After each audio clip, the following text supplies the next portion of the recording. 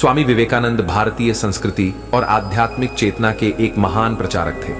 वे अपने विचारों और आदर्शों से आज भी करोड़ों लोगों को प्रेरणा देते हैं। उनका एक अत्यंत गूढ़ और शक्तिशाली कथन है, अकेलापन कमजोरी नहीं बल्कि सबसे बड़ी ताकत है। इस विचार को अगर गहराई से समझा जाए तो यह जीवन में आत्मनिर्भरता, आत्ममंथन और आत्मबोध की ओर एक अमूल्य संकेत देता है। आमतौर पर समाज में अकेलेपन को एक नकारात्मक भावना के रूप में देखा जाता है। लोग सोचते हैं कि जो व्यक्ति अकेला है वह दुखी है या असमर्थ है, परंतु स्वामी विवेकानंद का दृष्टिकोण इससे बिल्कुल भिन्न था। उनके अनुसार अकेलापन वह अवस्था है जहां व्यक्ति बाहरी शोर से हटकर अपने भीतरी स्वर को सुन सकता है। यह आत्मचिंतन का वह समय होता है जब व्यक्ति अपने जीवन के उद्देश्य, अपनी क्षमताओं और अपनी सीमाओं को समझ सकता है। इतिहास इस बात का गवाह है कि महानतम आविष्कार, रचनाएं और आत्मबोध की ऊंचाइयां अकेलेपन में ही प्राप्त हुई हैं। भगवान बुद्ध ने ज्ञान अकेलेपन में प्राप्त किया, महावीर स्वामी ने तप और साधना अकेले रहकर की, और स्वामी विवेकानंद स्वयं हिमालयों में एकांतवास में ध्यान करके आत्मज्ञान को प्राप्त कर पाए। जब व्यक्ति अकेला होता है तो वह भीड़ की अपेक्षाओं से मुक्त होकर अपनी सच्ची पहचान खोज सकता है। अकेलापन व्यक्ति को आत्मनिर्भर बनाता है। वह दूसरों पर निर्भर रहना छोड़कर स्वयं निर्णय लेना और अपने विचारों को दृढ़ता से रखना सीखता है। यह स्थिति व्यक्ति को मानसिक रूप से अधिक शक्तिशाली और आत्मविश्वासी बनाती है। एकांत में बिताया गया समय आत्मा को निखारता है और जीवन को दिशा देने की शक्ति प्रदान करता है। स्वामी विवेकानंद का जीवन इस बात का सबसे बड़ा उदाहरण है कि अकेले रहकर भी व्यक्ति अपने जीवन में महानतम ऊंचाइयों तक पहुंच सकता है। लेकिन सवाल यह उठता है कि क्या सच में अकेले रहकर सफलता पाई जा सकती है? क्या अकेलापन हमें कमजोर बनाता है, या फिर यही वह अवस्था है जिसमें हमारी असली शक्ति प्रकट होती है? जब हम इतिहास के पन्नों को पलटते हैं तो हमें ऐसे कई महापुरुष मिलते हैं जिन्होंने अपने जीवन के महत्वपूर्ण समय अकेले बिताए और उसी दौरान उन्होंने खुद को पहचाना, अपने लक्ष्य को निर्धारित किया और दुनिया पर अपनी अमिट छाप छोड़ी। स्वामी विवेकानंद भी ऐसे ही एक महान व्यक्तित्व थे जिनका जीवन हमें सिखाता है कि अकेलापन कमजोरी नहीं बल्कि सबसे बड़ी ताकत हो सकती है यदि हम इसका सही उपयोग करना सीख जाएं। स्वामी विवेकानंद का वास्तविक नाम नरेंद्रनाथ दत्त था। बचपन से ही वे एक जिज्ञासु बालक थे जिनके मन में अनगिनत प्रश्न उठते थे। वे जानना चाहते थे कि इस संसार का वास्तविक सत्य क्या है, जीवन का उद्देश्य क्या है, भगवान का अस्तित्व क्या है, और क्या कोई व्यक्ति अपने जीवन में आत्मज्ञान प्राप्त कर सकता है।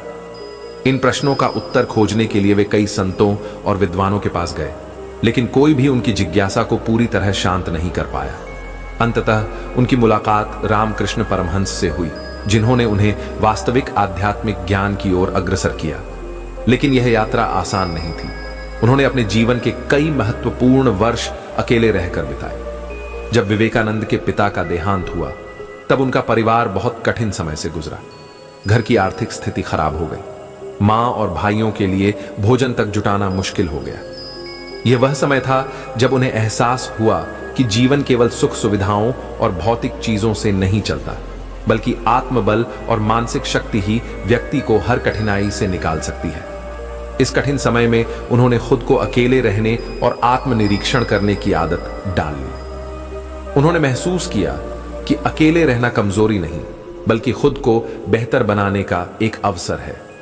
जब वे रामकृष्ण परमहंस के सानिध्य में आए तो उनके जीवन में एक नया मोड़ आया। गुरु ने उन्हें सिखाया कि जब तक व्यक्ति अपने भीतर की शक्ति को नहीं पहचानता तब तक वह किसी भी क्षेत्र में सफल नहीं हो सकता। विवेकानंद ने इस बात को गहराई से समझा और अपने भीतर की अपार ऊर्जा को जागृत करने के लिए ध्यान और साधना में लीन हो गए। वे घंटों घंटों तक अकेले ध्यान करते थे, अपने विचारों को नियंत्रित करने का प्रयास करते थे और अपने भीतर की शांति को खोजने की कोशिश करते थे। यह वही समय था जब उन्होंने आत्मसंयम और आत्मनिर्भरता के महत्व को समझा। कुछ समय बाद विवेकानंद ने अकेले भारत भ्रमण का निर्णय लिया। वे बिना किसी सहारे, बिना किसी संसाधन के अकेले ही देश भर में घूमने निकले। वे गांव-गांव, नगर-नगर घूमे, गरीबों, संतों, राजाओं और आम जनता से मिले। इस दौरान उन्होंने भारतीय समाज की वास्तविक स्थिति को देखा और समझा कि किस प्रकार अज्ञानता, गरीबी और कुरीतियों ने लोगों को जकड़ रखा है। यह यात्रा उनके जीवन का एक महत्वपूर्ण मोड़ थी, क्योंकि इसी दौरान उन्होंने अपने मिशन को पहचाना, भारत को जागृत करने का, लोगों को आत्मनिर्भर बनाने का और विश्व को भारतीय आध्यात्मिक ज्ञान से परिचित कराने का। जब वे शिकागो के विश्व धर्म महासभा में पहुंचे तो वे पूरी तरह अकेले थे।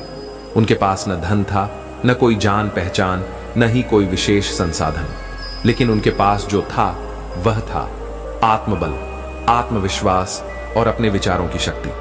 जब उन्होंने मंच पर पहला वाक्य कहा, मेरे अमेरिकी भाइयों और बहनों, तो पूरा हॉल तालियों की गड़गड़ाहट से गूंज उठा। यह वही आत्मविश्वास था जो उन्होंने अकेले रहने के दौरान विकसित किया था। उन्होंने अकेलेपन को कमजोरी नहीं, बल्कि अपनी सबसे बड़ी ताकत बनाया था। विवेकानंद हमें सिखाते हैं कि अकेले रहकर सफलता पाने के लिए सबसे पहले हमें खुद को जानना होगा। जब हम खुद को समझते हैं, तब हमें यह पता चलता है कि हमारे वास्तविक लक्ष्य क्या हैं, हमारी कमजोरियां क्या हैं और हम किस दिशा में आगे बढ़ सकते हैं। अकेले रहकर सफलता पाने का सबसे पहला नियम यही है, आत्मचिंतन।